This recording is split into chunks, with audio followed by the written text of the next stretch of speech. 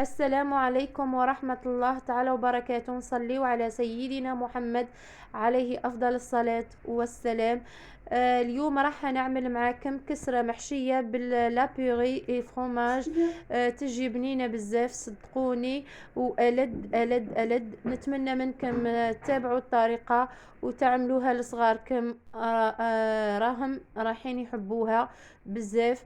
نبدأ على بركة الله في المقادير. عندنا 3 كيسان مملوئين من الفارينة، عندنا أيضا ملعقة صغيرة مملوءة من الملح، وأيضا نوضع لها زيت بالكيل. نوضع فوق النصف كأس من الزيت، فوق النصف.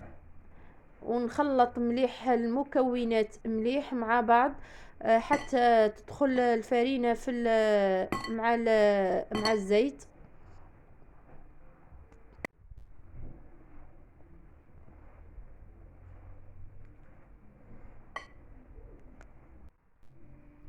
هنا في الاخير نولي نروح نلم لاباط تاعي بالحليب يكون دافي.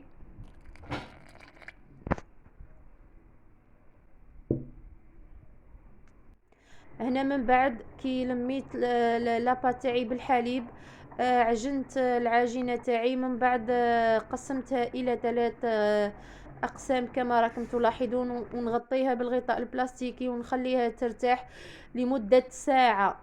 من بعد هنايا نروح نعمل البطاطا. عندي البطاطا نكون قشرتها غسلتها وقزمتها، وضعت لها شويه ملح وخليتها في الماء تغلي. من بعد هنايا نجي نوجد لا بيغي تاعي كما راكم تلاحظون. نضيف لها الزبده، نضيف لها حوالي 2 ملاعق من الزبده، ونضيف لها ايضا شويه من الحليب. نضيف ايضا 4 حبات من الفرomاج لا فاش كيغي. ايضا شويه من الملح باش ما تجيناش مسلوسه. هنا كما راكم تلاحظون انا رايحه نشكل الكسره تاعي.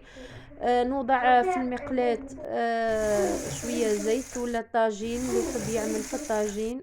عفوا، انا وضعت زبده في المقلاة. كما راكم تلاحظون انا وضعت الفرomاج رابي من الاسفل، وزدت وضعت فرomاج كاري في الوسط، ومن الفوق زدت وضعت لها لا بيغي. من بعد نزيد نوضع لها الفرomاج رابي من الفوق، ونغلق على لاباط تاعي ونولي نكورها دائري بهذا الشكل، ونوضعها في المقلاة تكون سخنت، ونولي مرة على مرة نحركها باش طيب لي مليح. نزيد نعمل الثانية. هنا معي كما راكم تلاحظون انا الثانية وضعت لها شوية من الهريسة من الحار.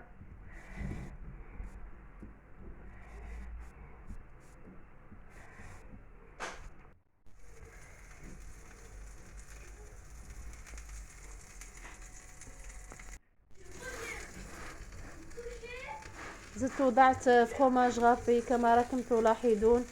من بعد هنايا وضعت عفوا لا بيغي تاعي. زدت وضعت شرائح من الفرomاج في الوسط، وفي الاخير انا نزيد نضيف لها فرomاج غابي.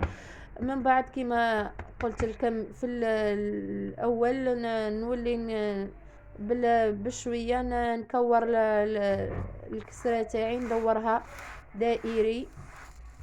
من بعد هنايا نولي مره على مره نحركها باش تطيب لي من الجوانب مليح.